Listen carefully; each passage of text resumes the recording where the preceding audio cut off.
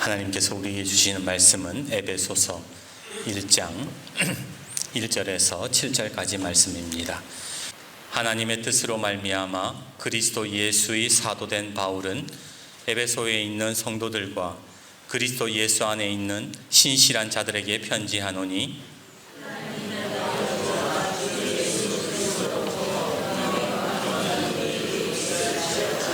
찬송하리로다. 하나님 곧 우리 주 예수 그리스도의 아버지께서 그리스도 안에서 하늘에 속한 모든 신령한 복을 우리에게 주시되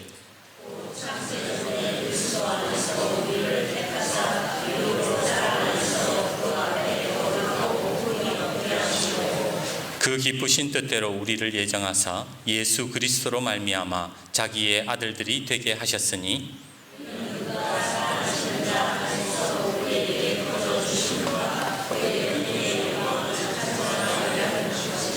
같이요. 우리는 그리스도 안에서 그의 은혜의 풍성함을 따라 그의 피로 말미암아 속량 곧 죄사함을 받았느니라. 아멘.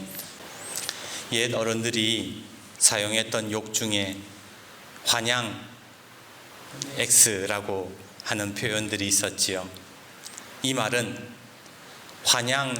환향녀라는 에서 나온 말인데, 환향이라는 것이 무엇입니까? 고향에서 돌아왔다라는 뜻입니다. 그리고 계집 여자를 써서 고향에서 돌아온 여자, 그것을 가리켜 환향녀라고 했는데, 그것이 이상하게도 욕이 되어버렸어요. 왜 환향녀, 고향에서 돌아온 사람들이 욕이 되었을까? 그것은 그 단어에는 가슴 아픈 역사가 담겨져 있습니다.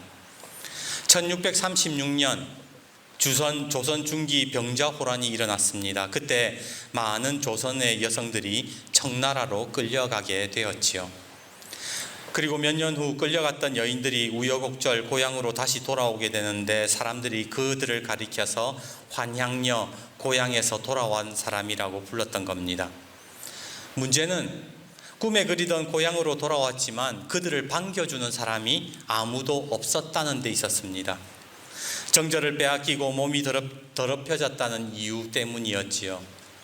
사실 잘못을 따지자면 왕이 무능하고 나라가 힘이 없었던 것인데, 조선사회는 그들을 향해서 환향녀라고 죄인 취급을 했던 겁니다. 생각해 보세요.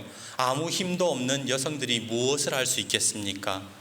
가문의 명예를 더럽혔다면서 버림받거나 스스로 목숨 끊기를 강요받았던 것이지요. 문제가 심각해지자 인조 16년, 그러니까 병자호란이 일어나고 2년 후에 상소문 2개가 올라오게 됩니다. 이 상소문을 올린 사람들이 누구냐면 신풍부원군 장유와 전승지 한이염이라는 사람이 상소를 올렸어요. 근데 재미있는 거는 장유가 쓴 상소와 한이겸이 올린 상소의 내용이 완전히 달랐다는 겁니다. 장유가 쓴 상소에는 이렇게 적혀져 있었습니다. 우리 며느리가 환향녀가 되어 가문의 명예를 더럽혔으니 이혼할 수 있도록 허락해 주십시오. 반면 한이겸의 상소는 이렇게 되어 있었어요. 저의 친딸이 환향녀가 되어 싸운데 사위라는 놈이 내 딸을 버리고 새 장가를 들려하니 너무 억울하고 원통하옵니다. 쉽게 말해, 하나는 딸 가진 아버지의 입장에서, 다른 하나는 시아버지의 입장에서 이 환향녀를 바라보았던 것입니다. 임금이 고민에 빠졌어요. 모른 척 하자니 문제가 자꾸만 커질 것 같고, 한쪽 편만 들어주자니 그것도 문제일 것 같고, 그래서 여러 대신들과 의논한 끝에 한 가지 대책을 내어놓습니다. 그게 뭐냐면, 각 도마다 강 하나를 지정해 주는데, 그 강에서 환향녀들이 목욕을 하면 더러움이 씻겨질 것이다. 그리고 모든 과거는 불문에 붙인다.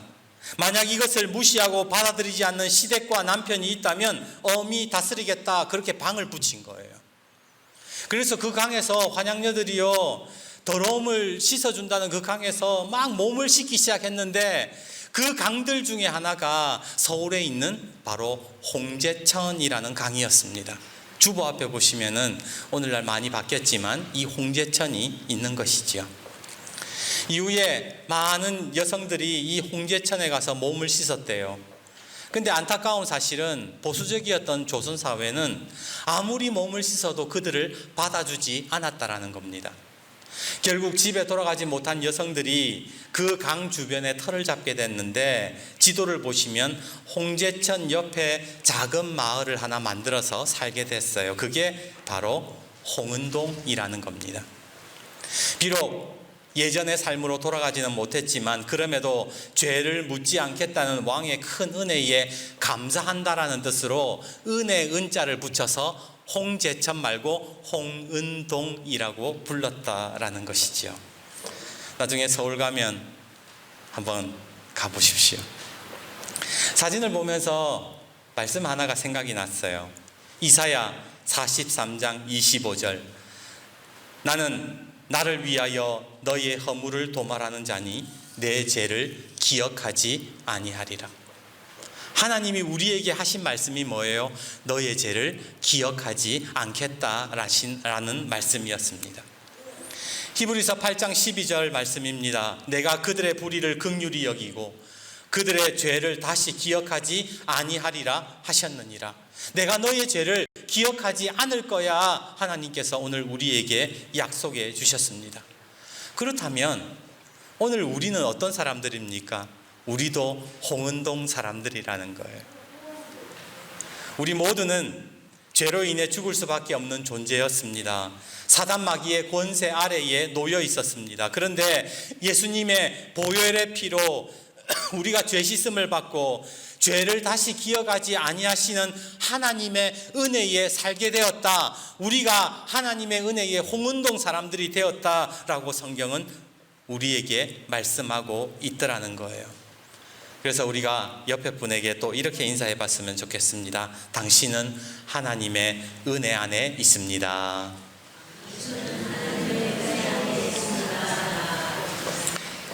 저는 성경을 읽을 때마다 늘 궁금한 것이 있었어요. 그게 뭐냐면 아브라함을 비롯한 예수님의 제자들이 이 사람들이 왜 예수님을 따라갔을까? 왜 하나님의 말씀을 따라갔을까라는 의문이었어요. 창세기 12장을 보면 아브라함이 하나님을 따라가는 장면이 나오잖아요. 12장 1절에 이렇게 말씀합니다. 여호와께서 아브라함에게 이르시되 너는 너의 고향과 친척과 아버지의 집을 떠나 내가 내게 보여줄 땅으로 가라. 그러니까 아브라함이 어떻게 해요? 예, 그러면서 갔다는 거예요. 그 전에 아브라함이 하나님이 누구신지 몰랐어요. 전부터 하나님을 알고 있었던 게 아니에요. 하나님을 믿고 있었던 게 아니에요. 하나님의 어떤 능력을 보여준 것도 아니라고요. 그런데 하나님이 떠나라 그러니까 아무 의심 없이 아브라함이 떠났다라고 성경은 말씀하고 있더라는 겁니다. 이상하지 않습니까, 여러분? 예수님의 제자들도 마찬가지예요. 마가복음 1장 17절에서 20절 예수께서 이르시되 나를 따라오라 내가 너희로 사람 낚는 어부가 되게 하리라 하시니 곧 그물을 버려두고 따르니라. 도대체 예수님을 뭐 어떻게 알았길래 갑자기 예수님이 야, 너 사람 낚는 어부가 되게 할 거니 따라오너라 그러니까 예, 그러고 전 재산 가족 다 버리고 예수님을 따라갔다라는 거예요. 제자들도 예수님이 누군지 몰랐어요. 그런데 따라오라는데 그냥 따라가는 게 너무 신기하지 않습니까? 도대체 이 사람들은 뭘 봤기 때문에 예수님을 따라갔던 것일까? 이런 궁금증은요, 우리만 가지고 있었던 게 아니었어요. 바울도 궁금했어요.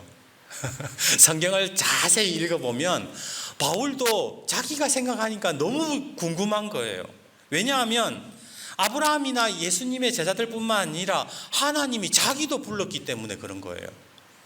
예수쟁이 잡아서 죽이러 가는 길 갑자기 밝은 빛이 비추더니 예수님이 그러시잖아요. 사울아 사울아 네가 어찌하여 나를 박해하느냐. 내가 내게 나타난 것은 곧 내가 나를 본 일과 장차 내가 내게 나타날 일에 너로 종과 증인을 삼으려 함이니 내가 너를 구원하여 그들에게 보내어 그 눈을 뜨게 하여 어둠에서 빛으로 사탄의 권세에서 하나님께로 돌아오게 하고 죄사함과 나를 믿어 거룩하게 된 무리 가운데서 기업을 얻게 하리라.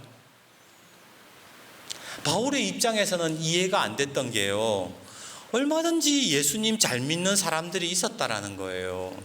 믿음 좋은 사람도 많았다라는 거예요. 그런데 왜 하필이면 핍박자요 박해자인 자기를 예수님이 불렀을까? 그게 궁금한 것이 해결이 안 됐다는 거예요. 대체 왜 나 같은 사람을 예수님이 불렀지? 고민을 거듭하다가 결론을 내리게 되는데, 그 말씀이 뭐냐? 오늘 에베소서 1장의 말씀이라는 겁니다. 3절에서 5절 말씀을 우리 같이 한번 읽어보도록 하겠습니다.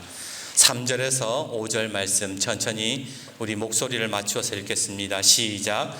찬송하리로다. 하나님 곧 우리 주 예수 그리스도의 아버지께서 그리스도 안에서 하늘에 속한 모든 신령한 복을 우리에게 주시되 곧 창세전에 그리스도 안에서 우리를 택하사 우리로 사랑 안에서 그 앞에 거룩하고 흠이 없게 하시려고 그 기쁘신 뜻대로 우리를 예정하사 예수 그리스도로 말미암아 자기의 아들들이 되게 하셨으니. 왜 나 같은 사람을 부르셨을까? 나 같은 죄인, 나 같은 핍박자를 변화시켰을까? 이것을 해결하는 방법은요, 딱 하나밖에 없어요.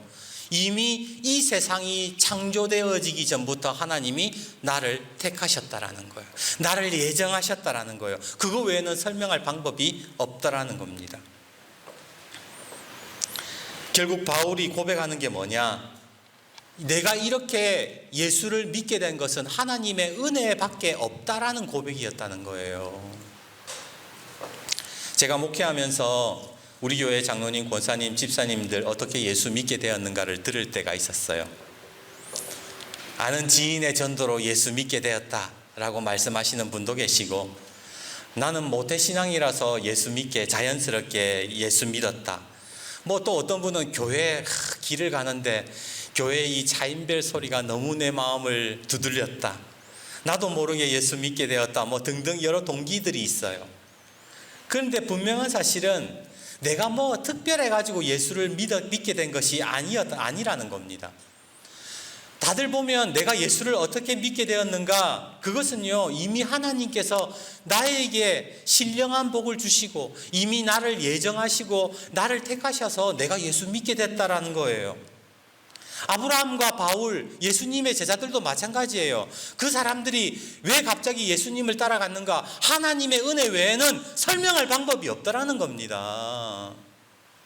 생각해 보세요. 무슨 이유로 아브라함이 그 말씀 듣자마자 예 갈게요. 예수님이 나를 따라오너라. 예, 예수님 따라가겠습니다. 그걸 어떻게 설명합니까? 여러분들이 예수 믿고 이 자리에 앉아 있는 거 여러분 어떻게 설명하실 거예요? 하나님의 은혜밖에 없다라는 겁니다.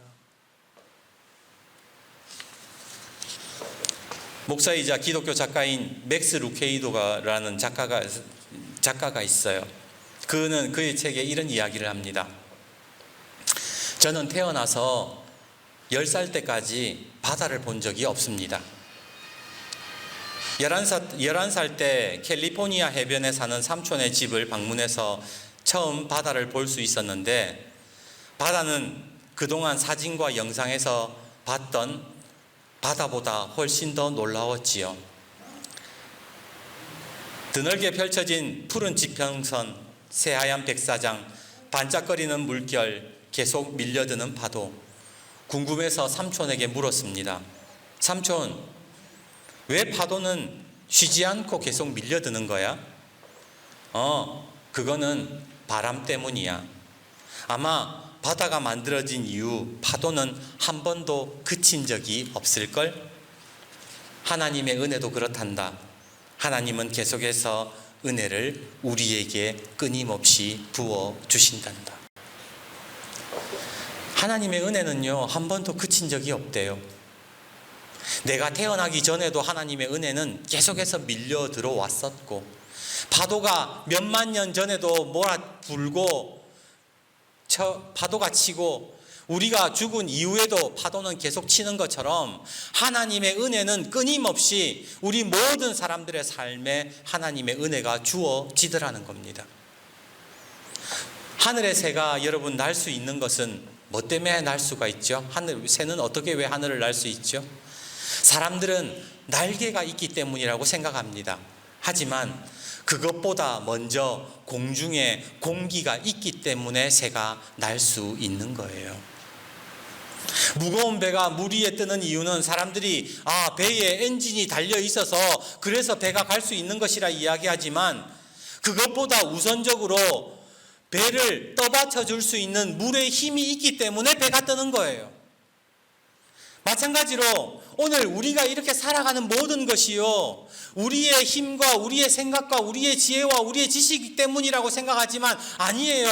하나님의 은혜가 있기 때문에 우리가 이렇게 살아갈 수 있더라는 겁니다. 내가 이루어왔던 것, 숨을 쉬고 심장이 뛰고 보고 듣고 말하고 살아가는 모든 것이 하나님의 은혜 안에 있기 때문에 내가 누릴 수 있더라는 거예요.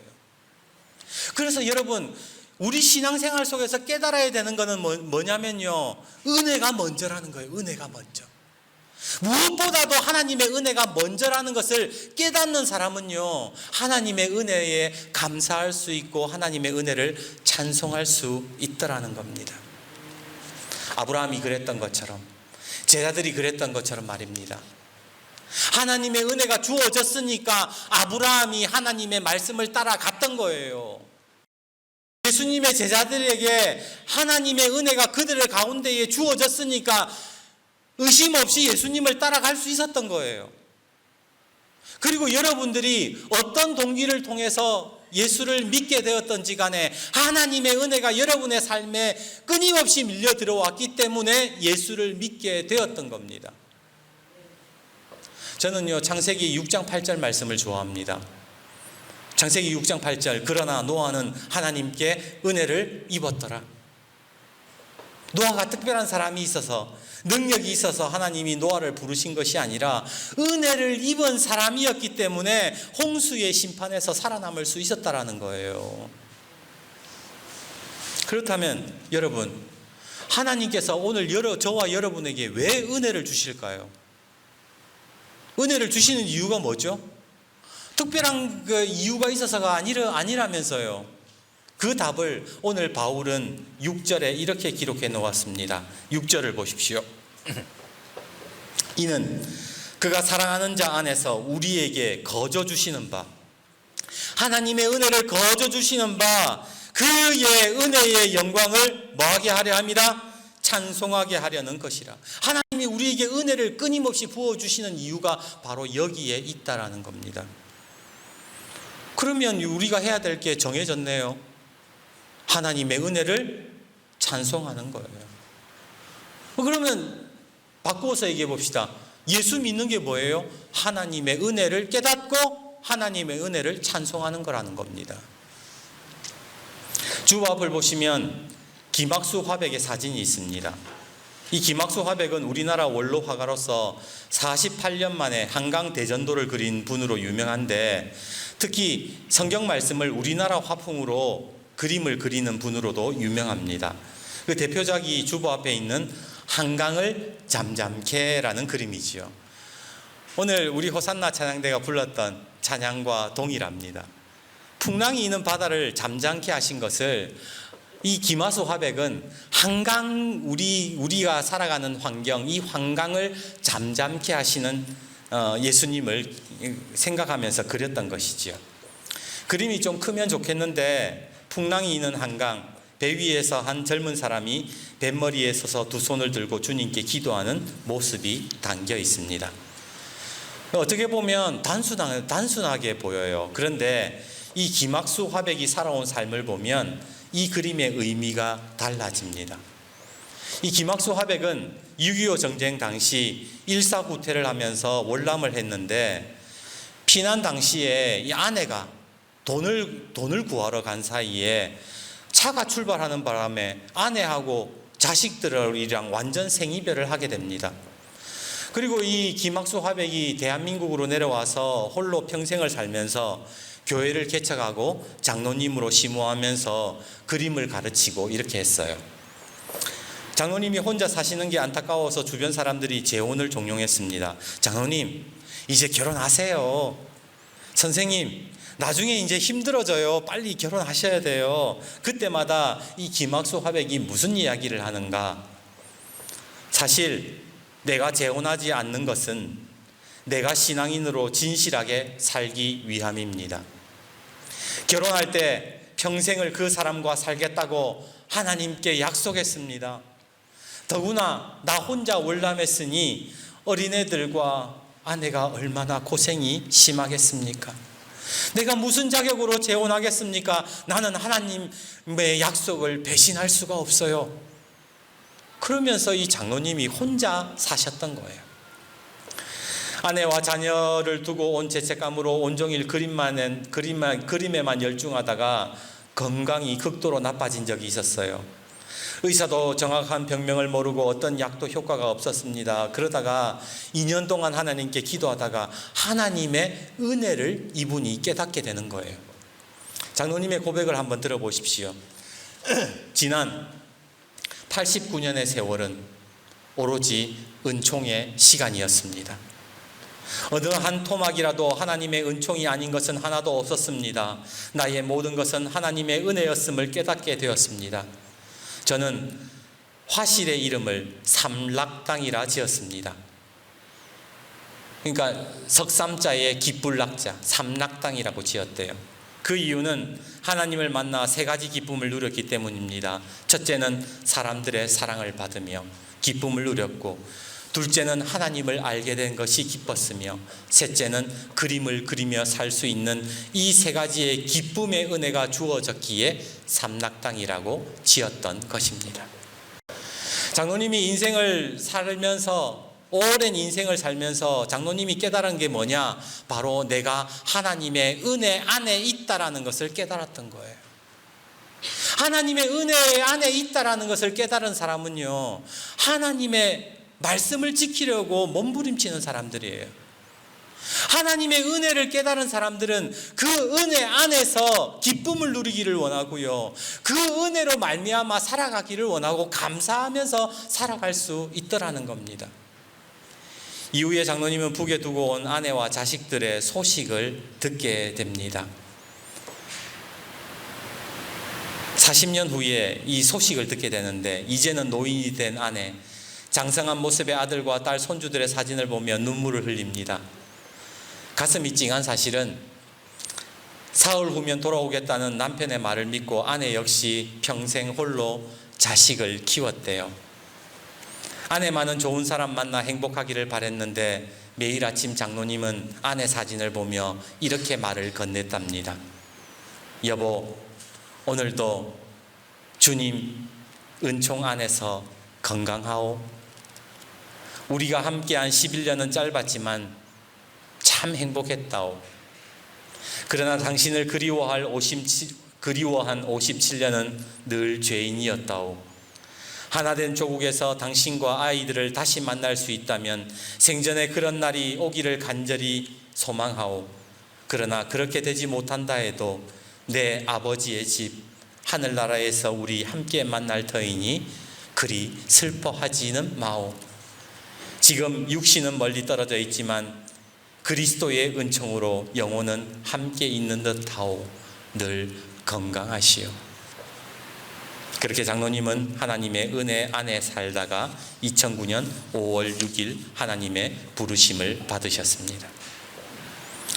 오늘 주님께서는 요한복음 15장 5절에 이렇게 말씀하십니다. 나는 포도나무요 너희는 가지라. 그가 내 안에 내가 그 안에 거하면 사람이 열매를 많이 맺나니 나를 떠나서는 너희가 아무것도 할 수 없음이라. 오늘 예수님께서 말씀하시는 바가 뭐예요? 너희들은 나를 떠나서는 아무것도 할 수 없다라고 말씀하세요. 이와는 반대로 빌립보서 4장 16절은 뭐라고 말씀하는가? 내게 능력 주시는 자 안에서 내가 모든 것을 할 수 있느니라. 여러분, 좀 재밌지 않나요? 아무것도 할 수 없음과 모든 것을 할 수 있음의 차이가 어디에 있느냐? 바로 하나님의 은혜 안에 있느냐 없느냐의 차이더라는 거예요. 하나님의 은혜 안에 있는 사람들은 모든 것을 할 수 있어요. 하나님의 은혜 밖에 있는 것은 사람들은 아무것도 할 수 없습니다. 그러기에 오늘 저와 여러분의 삶에서 나는 하나님의 은혜 안에 있다라는 사실을 늘 기억하시기를 바랍니다.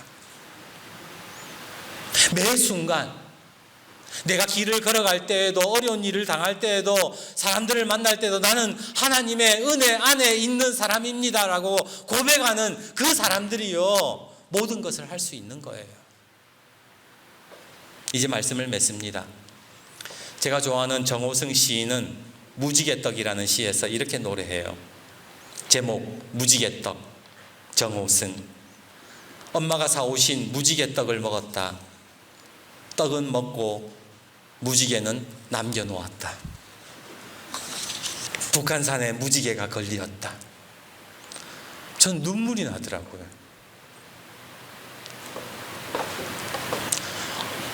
이게 예수 믿는 사람들 아닐까요? 무지개떡은 먹어도 무지개를 남겨놓는 사람들. 우리가 일상을 살아가면서 아침에 일어나서 밥 먹고 일하고 사람 만나고 하루를 그냥 보내지만 하나님의 은혜만큼은 내 삶에 남겨놓는 사람, 예수 믿는 사람들이지. 그러기에 오늘 하나님의 은혜 안에 있음을 기억하고 하나님의 은혜를 마음에 남겨놓는 아름다운 믿음이 있기를 주님의 이름으로 축복합니다.